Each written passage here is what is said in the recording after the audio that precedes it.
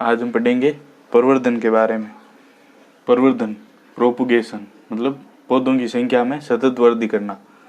पौधों की संख्या बढ़ानी है तो प्रवर्धन करना आवश्यक है। पौधों की संख्या में सतत वृद्धि, वही प्रवर्धन कहलाता है। सतत वृद्धि करने की जो क्रिया होती है, वृद्धि करने की क्रिया, वो प्रवर्धन कहलाती है। इससे पौधों की संख्या को बढ़ाया जा सकता है। ये दो प्रकार का होता है मुख्यतः, एक लैंगिक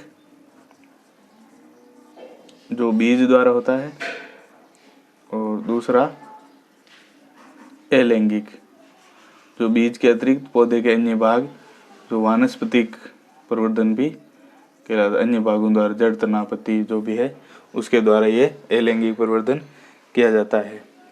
जो बीजों द्वारा पौधे का निर्माण है उसमें सबसे पहले देखेंगे लैंगिक जनन को। तो बीजों द्वारा इसमें पौधों का निर्माण किया जाता है, पौधों की संख्या को बढ़ाया जाता है। तो बीज द्वारा तैयार किए गए पौधे बीजू पौधे कहलाते हैं। बीजू पौधे, बीज द्वारा जो भी पौधे तैयार किए जाते हैं बीजू पौधे कहलाते हैं। अब बीज द्वारा हम जो भी प्रवर्धन करेंगे या जो भी पौधों की संख्या में वृद्धि करेंगे तो इसके क्या क्या लाभ हैं। तो सबसे पहले है कि बीज द्वारा प्रसारण है वो प्रवर्धन है या प्रसारण वो एकदम सरल होता है। कोई भी कठिनाई इसमें नहीं आती। बीज की बुआई की और पौधे का निर्माण हो गया, प्रवर्धन एकदम सरल है। दूसरा कि किस्म सुधार का जो भी कार्य है वो इसी द्वारा किया जाएगा। किस्म सुधार, कोई नई वैरायटी तैयार करनी है तो पहले हमें बीज द्वारा ही पौधे तैयार करने पड़ेंगे। किस्म सुधार हमेशा बीज द्वारा ही किया जा सकता है, अन्य द्वारा नहीं किया जा सकता। बीज द्वारा जो पौधे तैयार होते हैं वो कम खर्च में, ज़्यादा खर्च नहीं होता है, कोई भी खर्च नहीं होता है, कम खर्च में तैयार किए जा सकते हैं, आसानी से तैयार किए जा सकते हैं। और क्या लाभ है?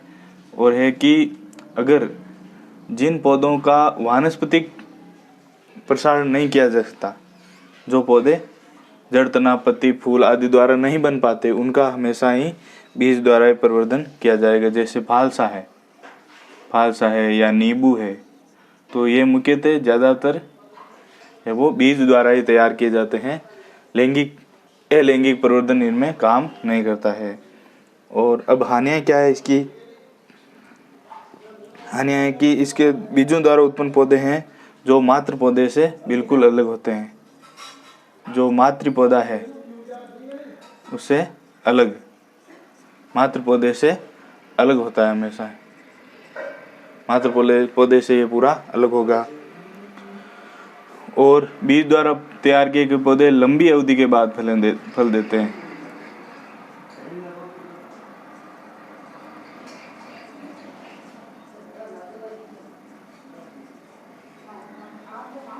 लंबी अवधि के बाद ये फलों का निर्माण होता है, फल देते हैं।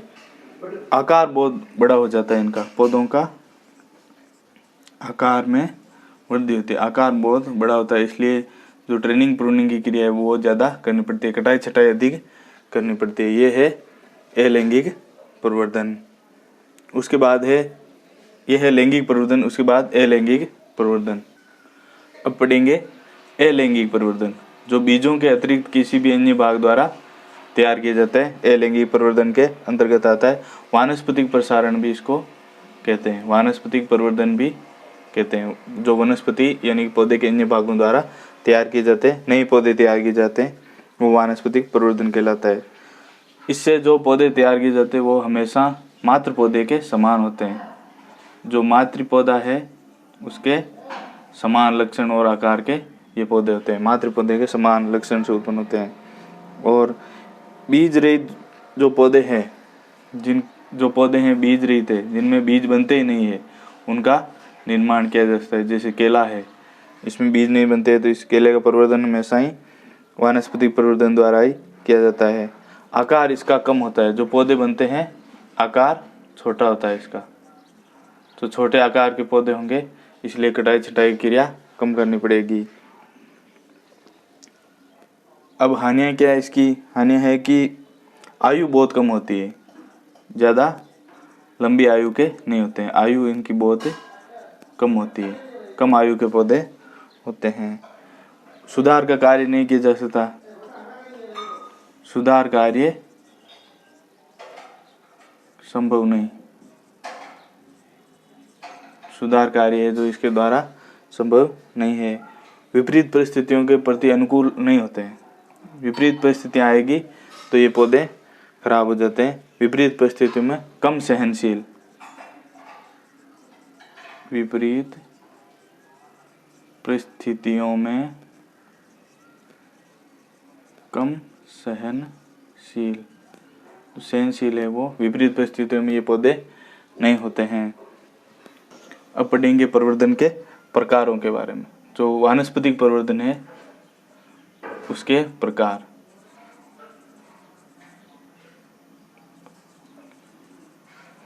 कौन कौन से प्रकार होते हैं वानस्पतिक प्रवर्धन के? तो इसमें सबसे पहले है कलम, जो कटिंग है उसके द्वारा पौधे तैयार किए जाना। तो कलम द्वारा पौधे किस प्रकार तैयार किए जाते हैं कि पौधे का कोई भी भाग, जैसे जड़ है, तना है, जड़ है, तना है, जो पत्ती है, उनको काटकर नए पौधे का निर्माण किया जाता है तो वो कलम कहलाती है।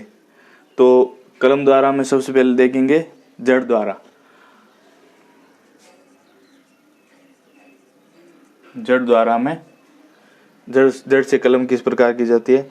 तो जो पौधे होते हैं जैसे अमरूद है, लीची है आदि, इनमें प्रवर्धन के लिए लगभग 1 सेंटीमीटर मोटाई अर्थात व्यास की, 1 सेंटीमीटर व्यास की जड़ लेते हैं, जिसकी लंबाई लगभग 10 से 15 सेंटीमीटर होनी चाहिए।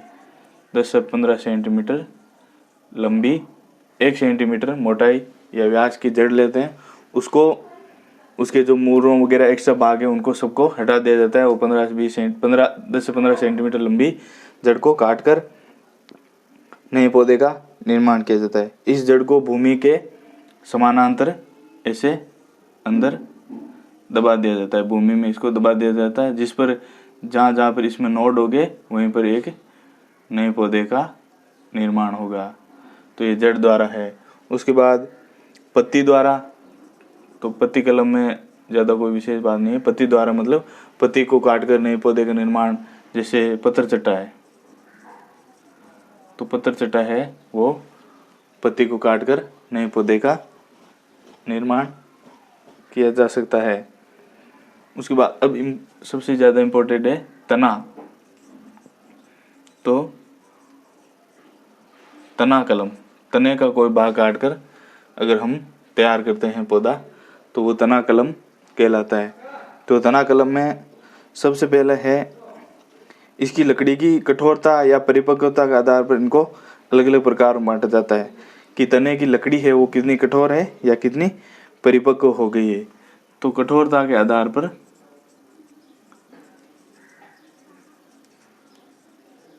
बांटा गया है।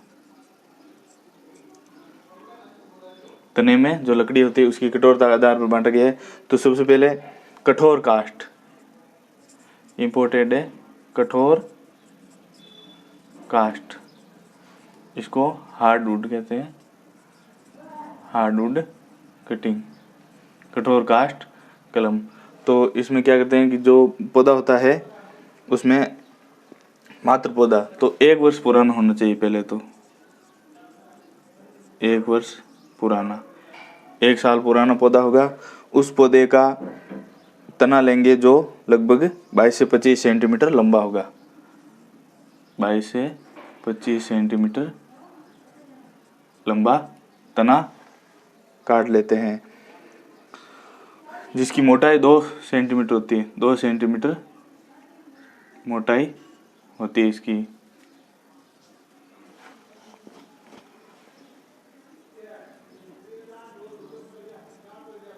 दो सेंटीमीटर मोटाई का तना काटते हैं। अब जो ये तना काटा गया है उसकी अगर इस पर कोई भी अन्य शाखा लगी हुई है या पत्ती लगी हुई है उसको हटाकर पत्तियां तोड़ देते हैं और इसको भूमि में लगा देते हैं। तो 2 महीने के बाद इसे नए पौधे का निर्माण शुरू हो जाता है। लगभग 60 से 70 दिन बाद है वो नया पौधा बनता है। तो तना लिया 22 से 25 सेंटीमीटर लंबा, 2 सेंटीमीटर मोटाई का और 1 वर्ष पुराना, उसको भूमि में गाड़ दिया जाता है, जिससे नए पौधे का निर्माण होता है। भूमि में इसका लगभग 2/3 भाग है वो अंदर दबा दिया जाता है और 1/3 भाग है वो बाहर रखा जाता है।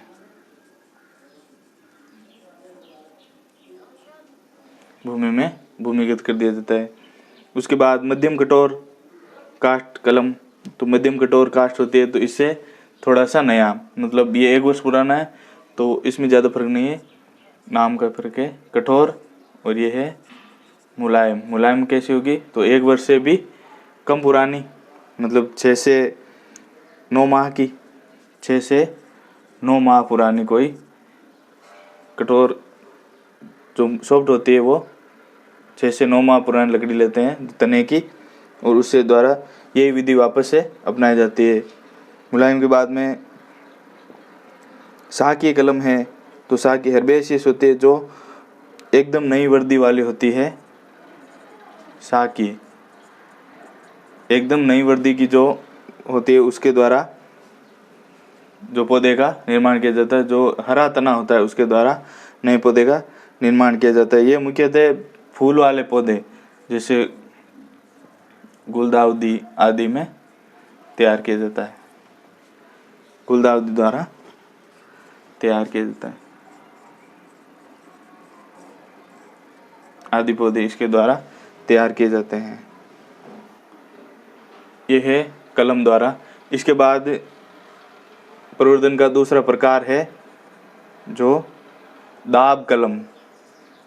दाब कलम, जिसे लेयरिंग भी कहते हैं, वो पढ़ेंगे। आज हम पढ़ेंगे प्रवर्धन का आगे का भाग जो है दाब कलम। उससे पहले हमने पढ़ा था कि कलम लगाना, कटिंग क्या होता है। तो उसके अंतर्गत हमने पढ़ा कि जो कलम होती है उसको पौधे का कोई भाग होता है जिसको काट कर पौधे से पृथक करके नए पौधे का निर्माण उसके द्वारा किया जाता है, वो कलम कहलाता है। अब है दाब कलम। दाब का मतलब है किसी को ऊपर से बांध कर उस पर दबाव लगाकर लेयरिंग करके, इसको लेयरिंग भी कहते हैं, लेयरिंग करके। तो इसमें क्या किया जाता है कि सबसे पहले जिस पौधे पर कलम करनी है या दाब कलम करना है उसको चयन करते हैं, उसकी कोई शाखा, कोई एक शाखा का चयन किया जाता है जिसको बिना पौधे से पृथक किए हुए, इसको पहले पौधे से हम पृथक नहीं कर सकते, उस पर 2.5 सेंटीमीटर छाल हटाकर 2.5 सेंटीमीटर छाल हटाकर उस पर जड़ें उत्पन्न की जाती है।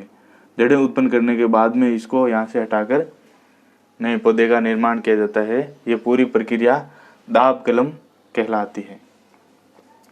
पूरी प्रक्रिया दाब कलम कहलाती है। इसमें सबसे पहले है साधारण दाब, सिंपल लेयरिंग क्या होता है। तो साधारण दाब, इसमें यही दाब कलम का पहला प्रकार है कि किसी पौधे की एक शाखा का चयन किया जाता है जिसको यहाँ पर से 2.5 सेंटीमीटर छाल इसकी हटा ली जाती है और इसके आगे का जो 15 सेंटीमीटर सिरा है उसको छोड़ा जाता है।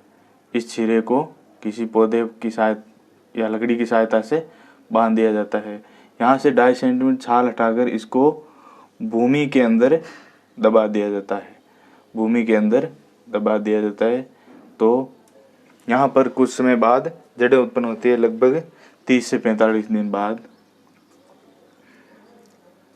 30 से 45 दिन बाद इस पर से जड़ें उत्पन्न होती है, वो साधारण दाब कहलाता है।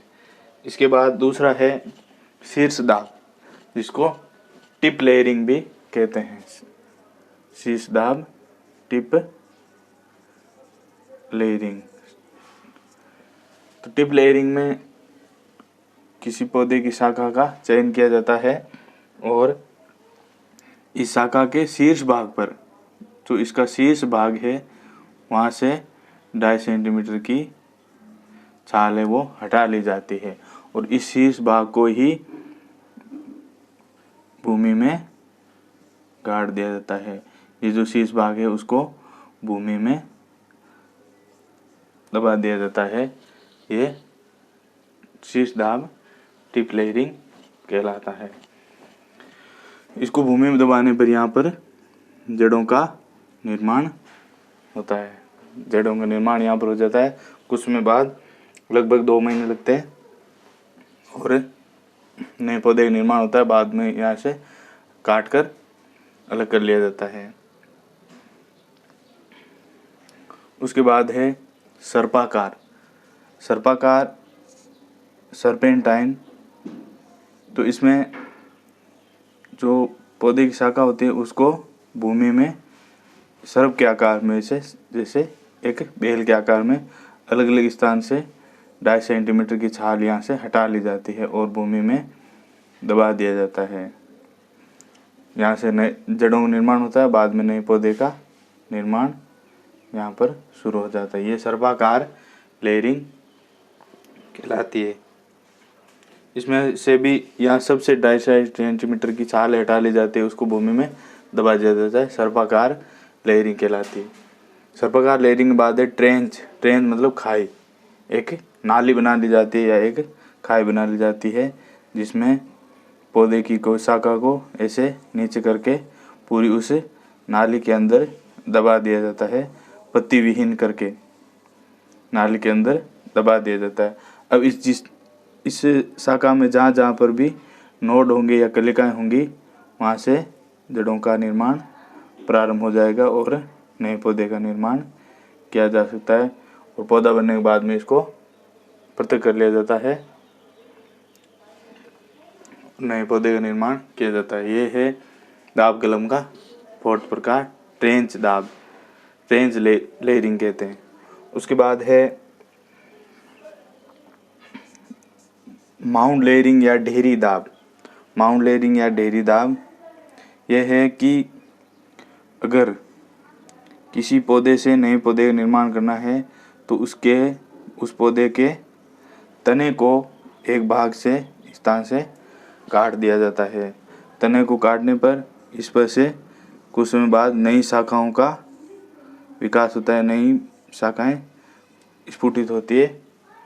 तो नई शाखाओं को स्फुटित होने के बाद में इन शाखाओं से 2.5 सेंटीमीटर की छाल है जो हटा ली जाती है और इनको भूमि में दबा दिया जाता है। अगर ये आसानी से मुड़ने योग्य है तो इनको सबको भूमि में दबा दिया जाता है। अगर ये भूमि में दबने योग्य नहीं है, कठोर है, तो यहाँ पर से सब पर छाल हटाकर इसको मोस घास की सहायता से इसको पॉलीथीन लगाकर बांध दिया जाता है।